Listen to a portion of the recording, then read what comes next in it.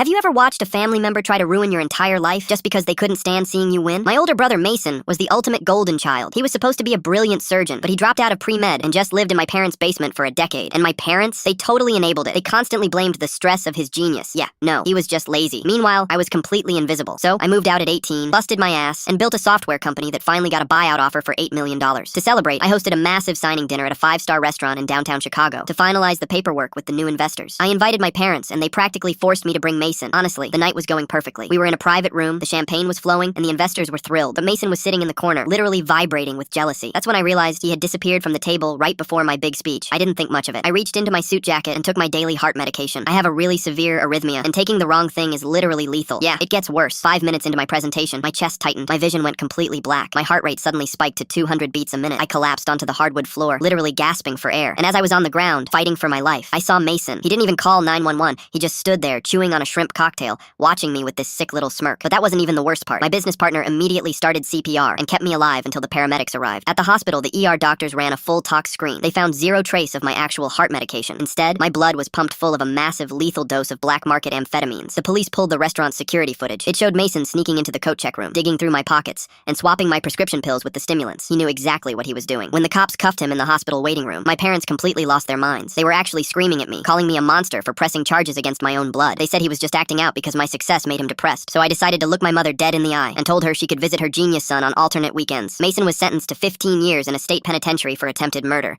and I signed my $8 million deal right from my hospital bed.